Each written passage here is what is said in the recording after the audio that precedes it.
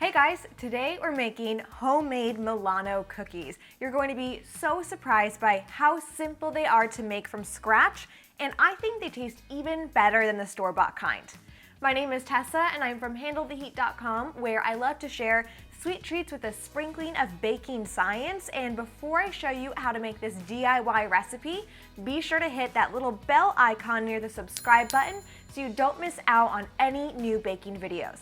Now we're going to start with our cookie dough, and in the bowl of my stand mixer, I'm just going to add unsalted room temperature butter.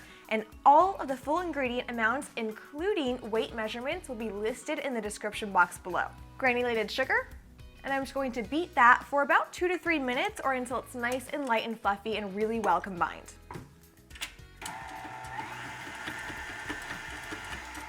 Okay, my butter and sugar have been mixing, they look great.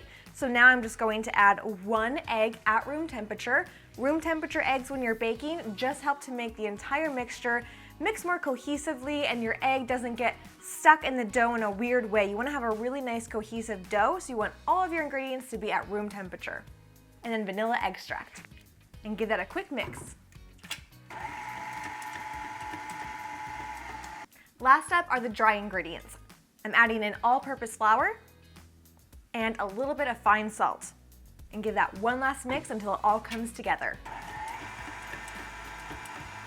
Okay, my dough is all done, and now it's ready to be shaped into those Milano cookie shapes. And the way that we do that is actually using a piping bag. Now, if you don't have a piping bag, you can also use just a regular freezer bag or a zip top bag. What you want to do is just snip a 3/4 inch hole at the bottom of the bag.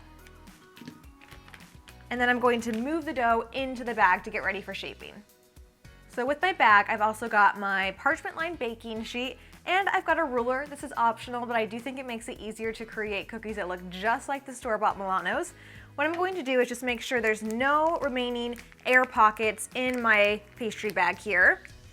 And then what you want to do is actually hold the bag at about a 90-degree angle as you're piping your shapes. You want to make about 2.5 inch logs. And what I like to do is kind of press the bag into the dough to create a really nice thick shape that will bake up to look just like the actual Milano cookie. As you're piping the dough, if it gets stuck at the end, you can just use your finger to press it down and smooth out any imperfections. These don't have to be absolutely perfect. As they bake up, any of those imperfections will kind of smooth over, and then once we go to sandwich them with the chocolate filling, they'll look absolutely beautiful.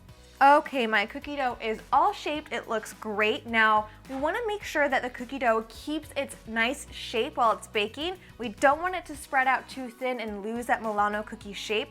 So these are going into the freezer to chill for about 15 to 20 minutes, and I'm going to preheat my oven while they're chilling.